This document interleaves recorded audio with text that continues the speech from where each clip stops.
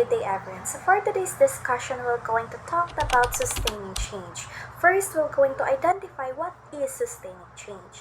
So it refers to the ability to maintain and continue implementing new practices, policies, or initiatives over time, even after the initial momentum or support has faded. It is also a reforms to transform and innovations introduced by the transformational leaders must be institutional and sustainable. Enable for us to attain or to sustain change, we must allow ourselves for the changes. So we have 5 advices on sustaining change according to Morato of Bayan, ABS-CBN 2011. So first is to seek the support of the stakeholder. So the leader must build a strong coalition of allies in order to push for any meaning change that would yield results. Innovations cannot be forced upon the teachers, the students, the parents, and the community without serious consequences. So, having stakeholders on board is crucial for successful, sustainable change. So, second is to get people involved early and often because resistance drops off in proportion to the involvement of participants. You may not expect 100% support from any individual who was not personally involved in the change that affected his or her work. It is best to set up networks to reach out to as many people as possible. So, encouraging participation and engagement from stakeholders ensure a smooth transition and successful implementation of change. Third one is to plan a communication campaign to sell the innovation. So Marata asserts the change envisioned must cascade downwards to the last lesson plan and ripple sidewards to win the support of major stakeholders. Because sustaining change involves effectively communicating the change to stakeholders, to gain supporters, to address concerns and ensure a clear understanding of the change. So fourth is to ensure that the innovation is understood by all. The benefits and costs must be appreciated and weighed carefully. So ensuring understanding. It is to make sure that everyone comprehends the change, its reasons, and its implications to avoid confusions, resistance, and miscommunication of the implementation of change. So the last advice of Marato, consider the timing and phrasing. So these are highly critical. Missteps might backfire and lack of sensitivity to stakeholders might lead to the resistance of the people. So that's it. That's are the 5 advices according to Murato of Bayan ABS-CBN 2012. So, sustaining change requires carefully planning, effective communication, and stakeholder engagement. By seeking support involving early and often, planning a communication campaign, ensuring understanding, and considering timing and phasing, organizations can successfully implement and sustain meaningful change. So good day everyone, I am Cherka Sipong from BS Ed Math 2. So I will report to school-based management, a strategy to improve education by transfer significant decision-making authority from state and district offices to individual schools. It provides principals, teachers, students, and parents greater control over the education process by giving them responsibility for decision about the budget, personnel, and the curriculum. So, usa ni siya ka strategy sa pagpalambo sa education. Pinaagi sa pagbalhin sa otoridad sa mahimog decision gikan sa mga opisina sa estado o diretso sa tagsa-tagsa ka mga eskwelahan. Naghatag ni siya mga principles nga magtutudlo estudyante o parents og labaw nga control sa pagproseso sa education pinaagi sa paghatag nila og responsibilidad alang sa mga decision sa budget, mga personnel o curriculum. So, we go to advantages of school-based management. So, first is increased autonomy. School have greater control over their operations, allowing them to tailor decision to their specific needs. So, ang school kay na siya dako nga control sa mga operasyon. So, gialaw nila ang mga decision para paghimo sa ilang mga specific needs. And second is improve responsiveness.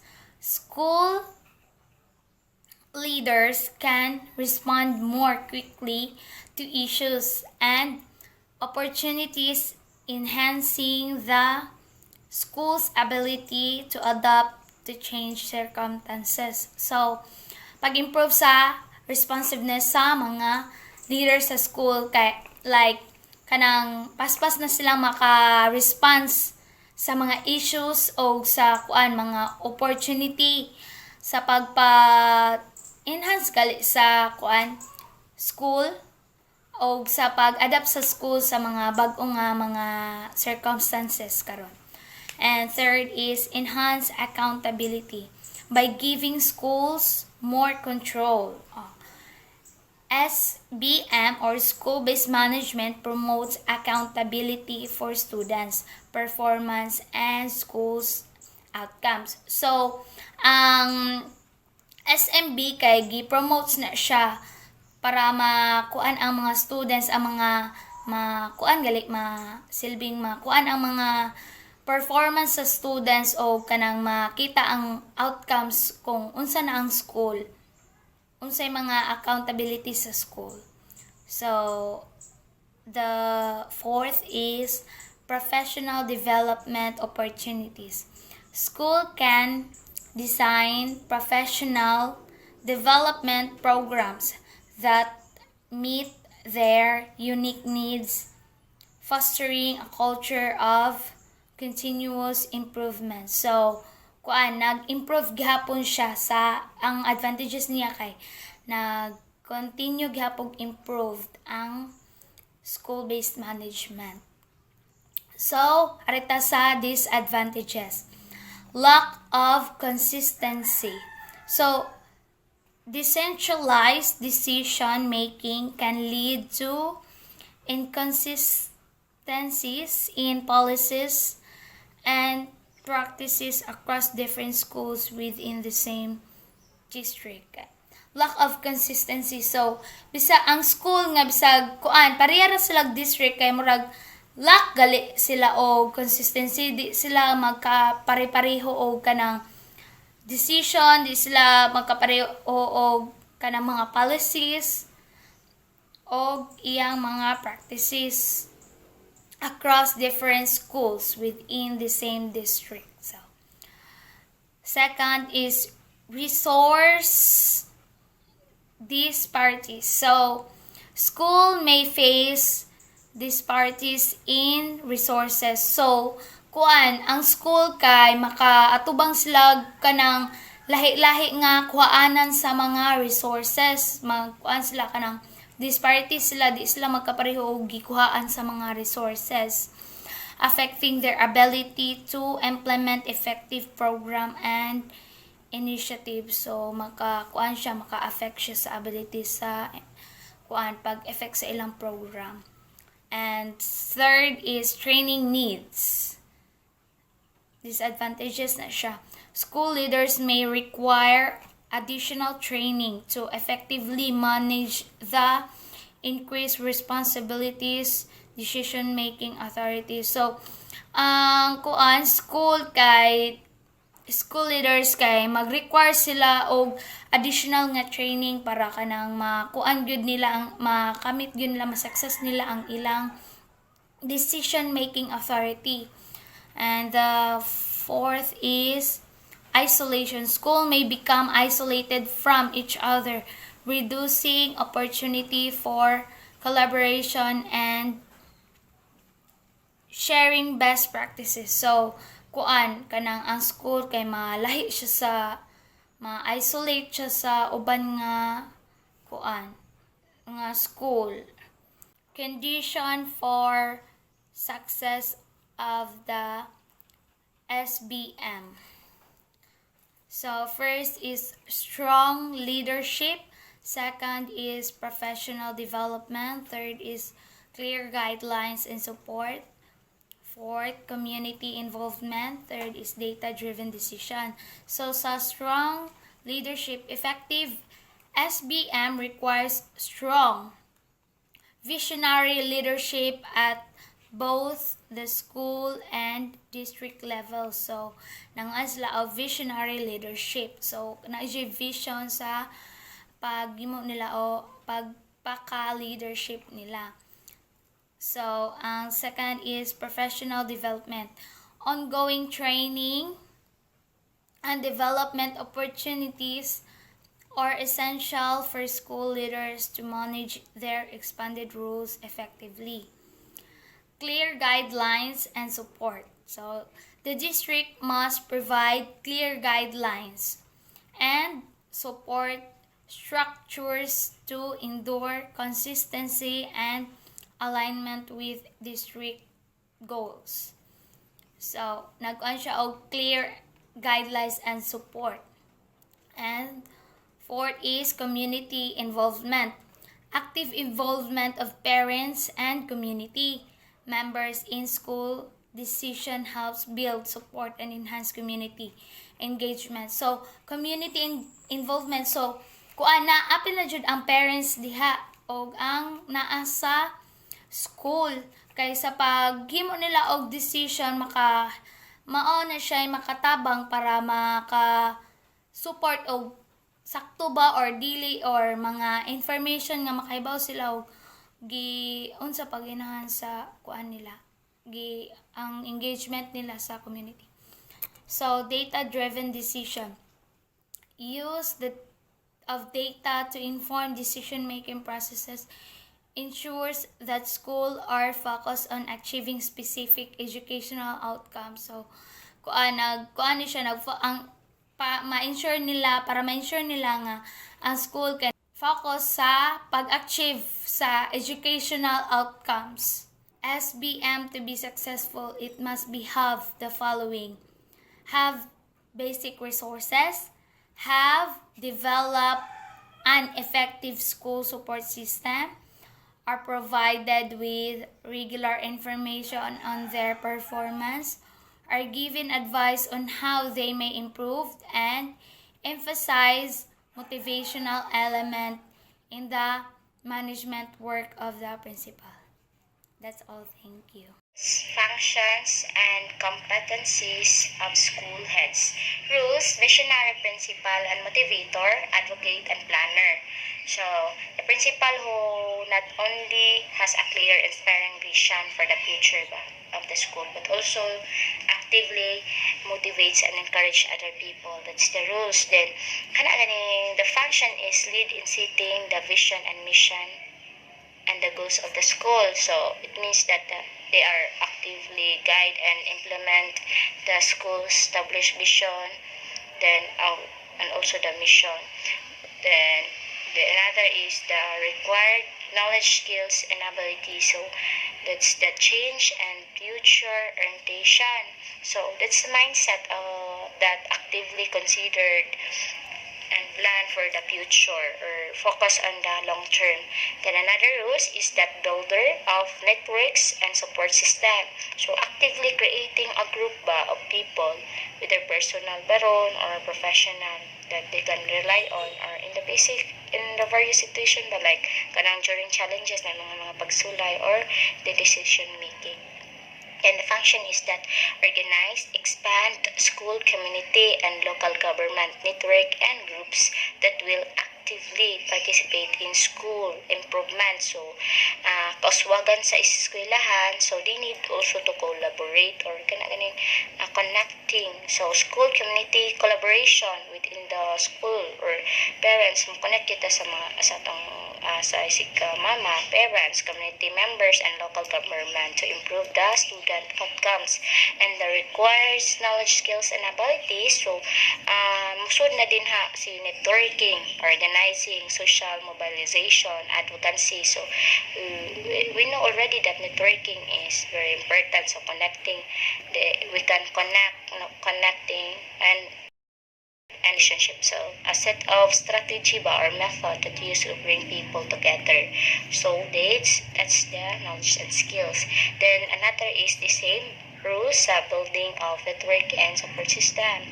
Then, ang iyang function lead in developing and implementing the SIP or SIP with the participation of the school, staff, and the community. So, SIP means improvement plan, school improvement plan. Then, ang iyang requires knowledge, skills, and ability. So, development of teamwork, building consensus, and skills in negotiation and conflict resolution. So, the process of cultivating the collaborative and environment within the team where remember can effectively work together. Then, another rule is that the same gihapon siya builder of network support system. Yahang functions kay lead in developing and maintaining the school MIS. Kana ganing MIS means the kanang management in information system. So, they manage the information system. Then, another is requires knowledge, skills, and abilities. So, participatory, planning, and administrative management, generalization, and use of data and information such as the basis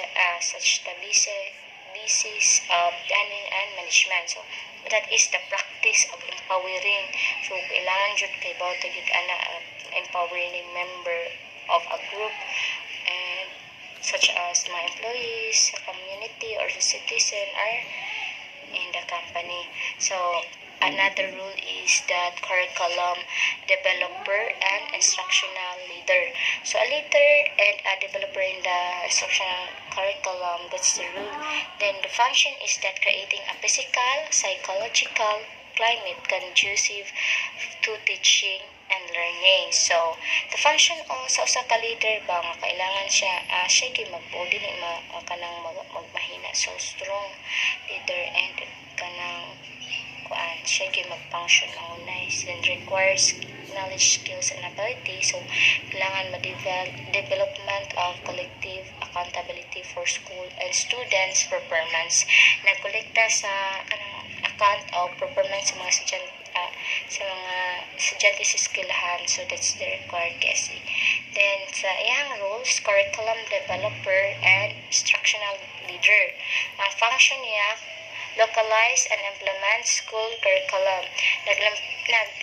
Nag-implementar sa kanang curriculum sa eskwelahan. So, ang iyang requires KSC or knowledge, skills, ability, designing of the curriculum to address both national goals, local needs, and aspirations. Siya yung nag-design sa tanang vision sa eskwelahan sa curriculum. Then, another is curriculum design siya, rules, curriculum, and the instructional leader. So, ang iyang function, encourage development and use of the innovative instructional methods focused on improving learning outcomes, increasing access to the basic education, improving the holding power of the schools, and addressing specific local problems. So, for example, improving the uses of methods or techniques, strategies that basic and specific problems sa eskwelahan. So, saan pagsulbad sa mga problema, takag sa strategy or methods.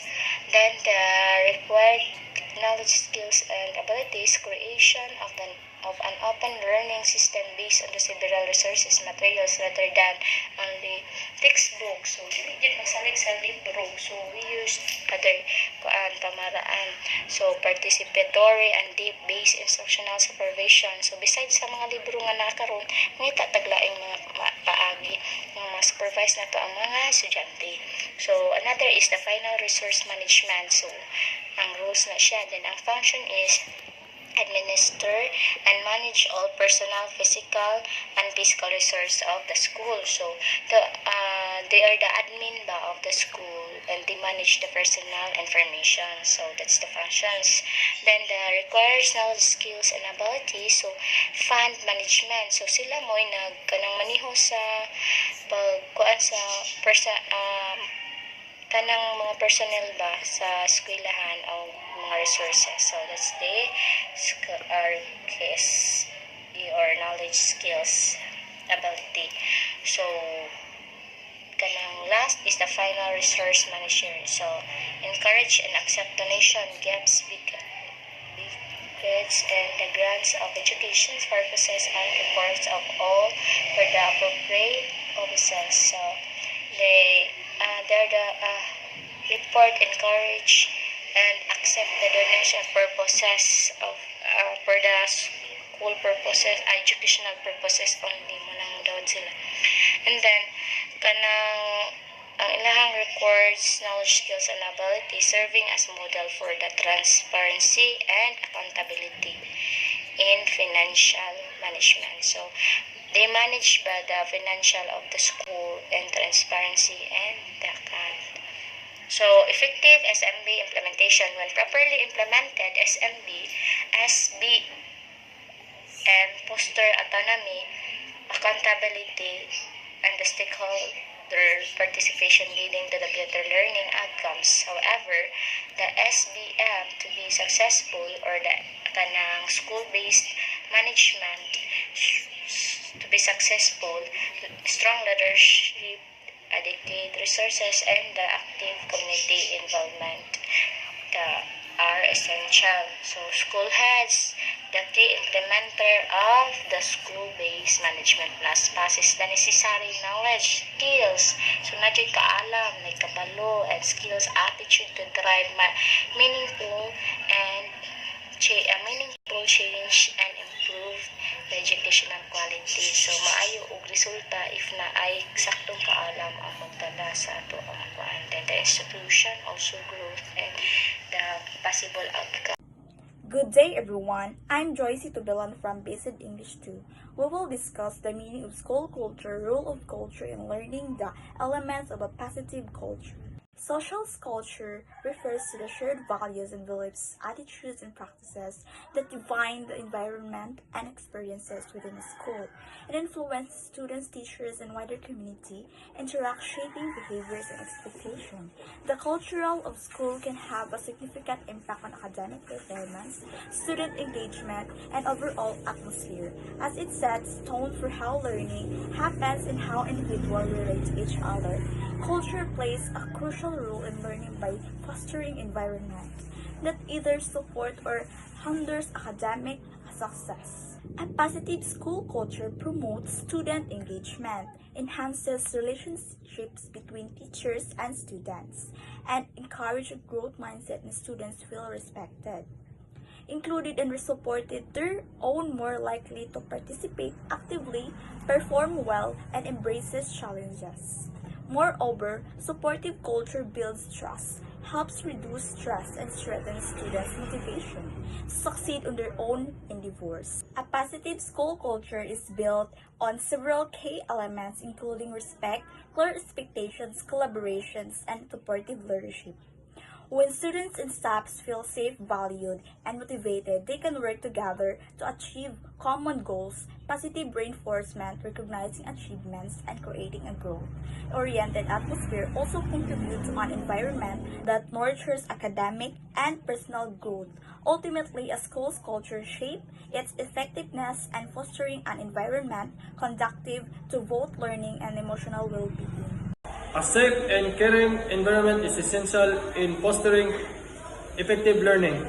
When a school ensures both physical and emotional safety for every student, it creates a foundation that allows students to feel secure and supported. This feeling of safety is crucial because it enables students to focus on their education, without the distraction of fear or anxiety. When students feel respected and valued, they are more likely engaged in their lessons and take risks in their learning.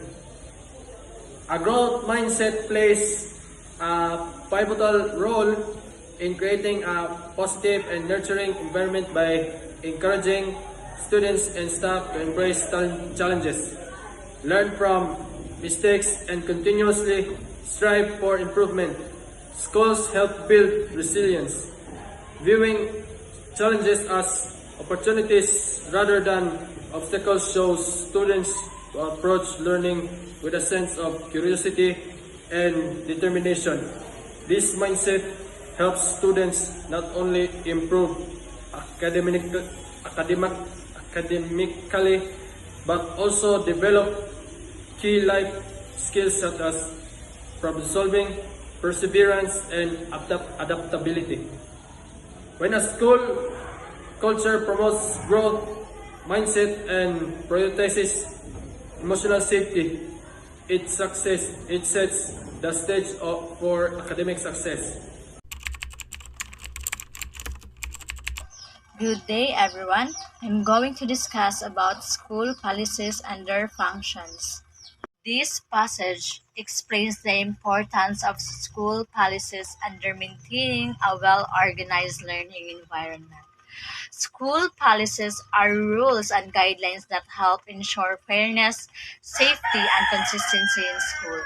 They provide clear expectations for students, teachers, and parents, making sure everyone knows what is allowed and what is not.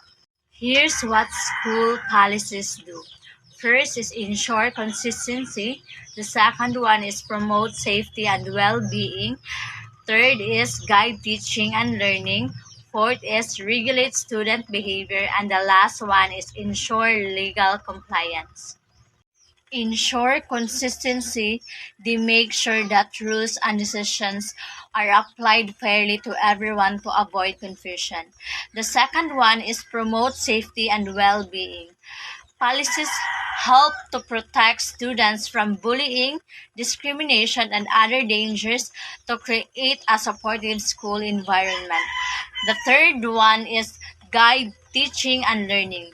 They set clear standards for teaching methods, assessment, and students' performance to improve education quality. The fourth one is regulate student behavior. Policies establish rules on attendance, dress codes, and conduct to maintain discipline and respect in school.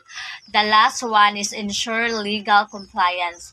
School must follow national and local laws, and policies help ensure they meet legal and educational requirements.